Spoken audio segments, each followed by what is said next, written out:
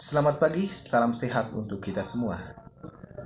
Kembali lagi bersama saya di channel ini. Saya Leonardo Stundung dengan NPM 20201060. Pada video kali ini saya akan membahaskan tentang konsep komunikasi dalam keperawatan. Yang pertama, pengertian komunikasi.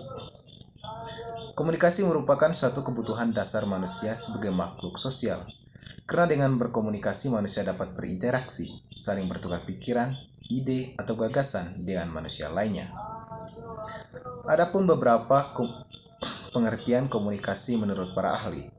Yang pertama, menurut Peter, komunikasi dalam keperawatan merupakan suatu upaya yang sistematis untuk memenuhi secara positif terhadap perilaku pasien atau klien yang berkaitan erat dengan kesehatan dan tindakan asuhan keperawatan penyakit pasien yang menggunakan prinsip-prinsip komunikasi. Yang kedua, menurut Ahmad S. Riki. Ahmad S. Riki berpendapat bahwa komunikasi merupakan suatu proses pemindahan atau pertukaran pesan, di mana pesan ini dapat berbentuk fakta, gagasan, pesan, data atau informasi dari seseorang kepada orang lain. Proses ini dilakukan dengan tujuan untuk mempengaruhi dan atau mengubah informasi yang dimiliki serta tingkah laku orang yang menerima pesan tersebut. Yang ketiga, menurut Anderson. Anderson berpendapat bahwa komunikasi merupakan suatu konsep yang dinamis. Proses ini secara konstan berubah sesuai dengan situasi yang berlaku. Yang keempat, menurut Ancaswarni. Ancaswarni berpendapat bahwa komunikasi keperawatan merupakan suatu komunikasi yang dilakukan secara sadar ketika perawat dan pasien saling mengetahui dan memperoleh pengalaman bersama yang bertujuan untuk mengatasi masalah pasien serta memperbaiki pengalaman emosional pasien yang pada akhirnya mencapai kesembuhan pasien. Yang kelima, menurut Start GW, komunikasi keperawatan merupakan suatu hubungan interpersonal antara perawat dan klien.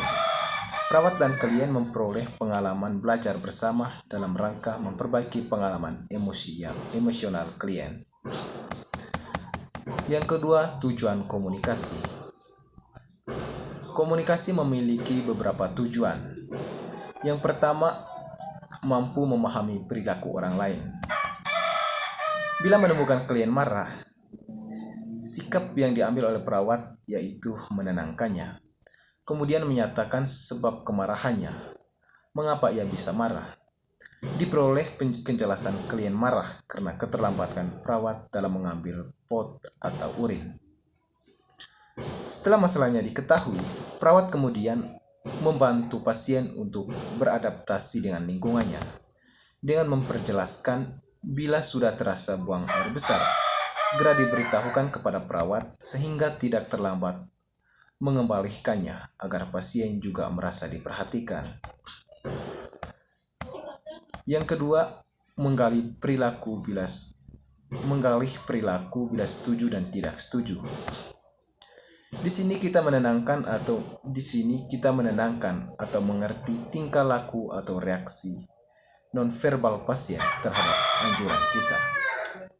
Mengapa hal demikian perlunya perawat berkomunikasi dan pasien? Sebelum perawat melakukan sesuatu kepada pasien, perlu perawat memberitahukan terlebih dahulu, yakni menjelaskan terlebih dahulu sebelum penyuntikan dilakukan tentang maksud pemberian suntikan serta efek samping yang mungkin timbul, misalnya rasa sakit atau nyeri, mual, dan sebagainya. Yang ketiga, memahami perlunya memberi pujian. Dalam menggali potensi pasien untuk mencegah masalahnya, perawat perlu pujian dan memberikan bantuan mencegah masalah pasien, di mana jika kurang bisa mencegahkan masalahnya sendiri. Yang keempat, menciptakan hubungan personal yang baik. Dengan melakukan komunikasi yang baik, maka akan terbina hubungan personal yang baik. Yang kelima, memperoleh informasi tentang situasi atau sikap tertentu. Untuk memperoleh informasi yang berhubungan dengan situasi atau sikap tertentu, dapat digali dengan mengajukan pertanyaan terbuka. Karena pertanyaan terbuka memerlukan jawaban yang panjang ataupun berupa uraian. Yang keenam, menentukan suatu kesanggupan. Bila merawat pasien di ruangan, banyak kita jumpai pasien pasca operasi tidak mau latihan dengan alasan bermacam-macam. Yang ketujuh, meneliti pola kesehatan. Ini dapat dilakukan kepada pasien yang baru masuk rumah sakit dengan tujuan untuk mengetahui kebiasaan pasien di rumah. Bila mungkin, perawat dapat menyesuaikan kebiasaannya tersebut atau mengubahnya. Yang kedelapan, mendorong untuk bertindak. Mendorong atau mengarahkan pasien bertindak atau melakukan suatu kegiatan. Yang kesembilan, memberikan nasihat. Dalam komunikasi, perawat juga harus mampu memberikan nasihat kepada pasien atau keluarga masyarakat.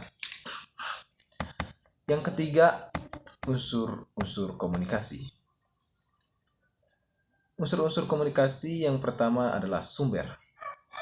Sumber merupakan suatu unsur yang termasuk utama dari asal muasal dilakukannya sebuah proses komunikasi kesehatan. Sumber akan berperan sebagai pengiriman informasi, di mana bisa sebagai suatu individu atau beberapa kelompok sekaligus. Sumber dalam unsur komunikasi bisa juga disebut sebagai source, sender, atau encoder. Yang kedua, pesan. Pesan merupakan suatu proses komunikasi di mana yang harus ada dalam komunikasi keperawatan. Karena tanpa ada pesan, maka proses tersebut tidak bisa disebut sebagai proses komunikasi. Pesan juga dikenal sebagai konten. Yang ketiga, channel atau media. Channel atau media merupakan satu unsur dari komunikasi kesehatan yang berguna untuk mengirim satu hal kepada pasien melalui berbagai macam bentuk, di mana setiap informasi yang diberikan dari perawat kepada pasien diberikan melalui media. Yang keempat, penerima.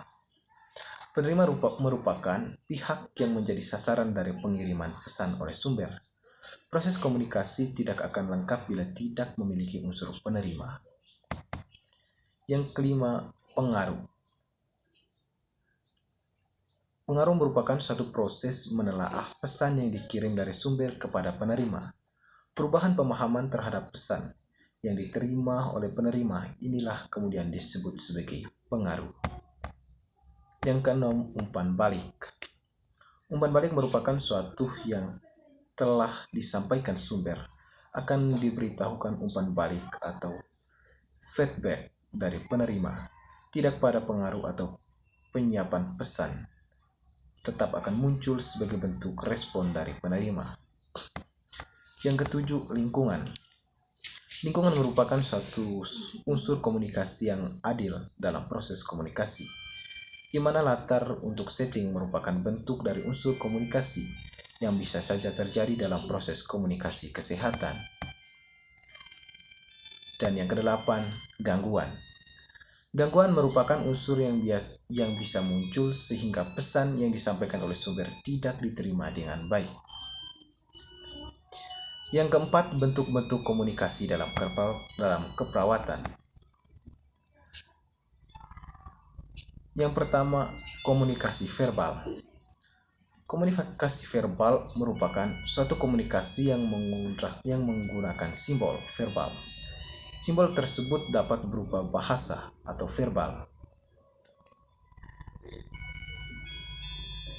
Citi 1997 mendefinisikan bahwa komunikasi verbal adalah pertukaran informasi menggunakan kata-kata yang diucapkan secara oral dan kata-kata yang dituliskan.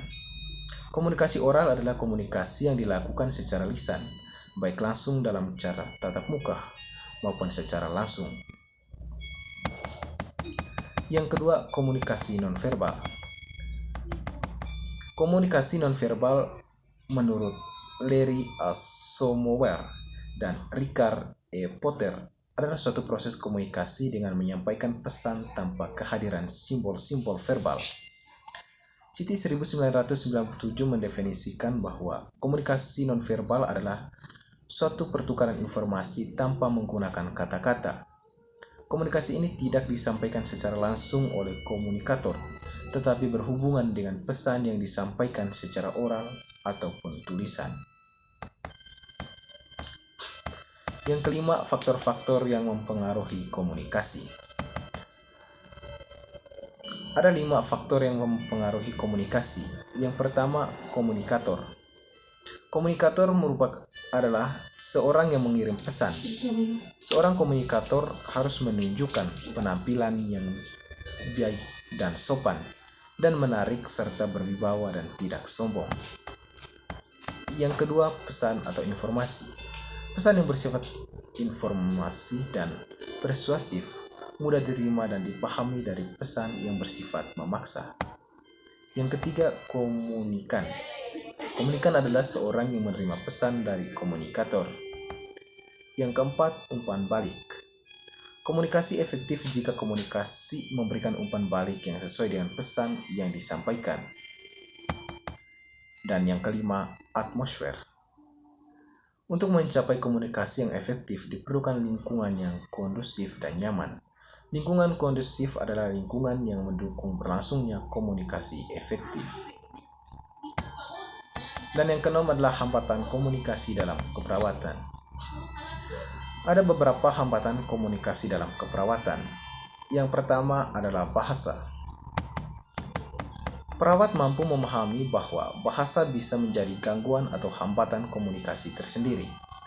Hal ini terjadi ketika perawat dihadapkan dengan pasien dan keluarga pasien yang menggunakan bahasa asing di luar bahasa Inggris, yang merupakan bahasa internasional. Perawat yang menguasai bahasa asing tentu akan mudah untuk berkomunikasi dengan pasien atau keluarga pasien. Namun perawat yang tidak menguasai bahasa asing ternyata akan menemui kendala dalam menyampaikan informasi kesehatan, memberikan pelayanan dan asuhan keperawatan. Yang kedua, gangguan berbicara pasien. Pasien yang terkena stroke dan kesulitan untuk berbicara dengan orang lain akibat dampak dari stroke itu sendiri. Untuk perawat atau bahkan keluarga pasien, perlu untuk memahami kesulitan yang dihadapi oleh pasien dengan cara meminta pasien untuk menulis kata-kata yang hendak disampaikan. Yang ketiga, budaya. Dalam menjalankan tugas dan kewajiban, perawat kerap dihadapkan dengan situasi di mana pasien atau keluarga pasien memiliki latar belakang yang berbeda. Perbedaan budaya dapat menjadi faktor yang mengganggu komunikasi keperawatan, karena masing-masing budaya memiliki perbedaan dan menafsirkan pesan. Yang keempat, usia. Setiap orang dari berbagai tingkat usia akan berkomunikasi dengan cara yang berbeda-beda. Tak jarang bagi perawat yang telah berpengalaman pun akan menemui kendala untuk dapat berkomunikasi secara efektif dengan pasien atau keluarga pasien yang memiliki usia yang berbeda. Terkadang perawat yang memiliki pengalaman yang minim berkomunikasi dengan orang yang lebih mudah darinya akan menemui kesulitan untuk mengetahui apa yang harus dikatakan ketika berkomunikasi.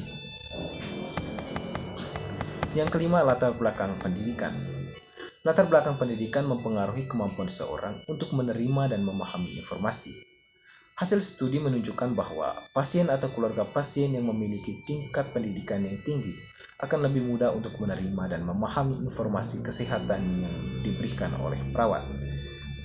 Sebaliknya, tingkat pendidikan yang rendah dapat menjadi penghambat proses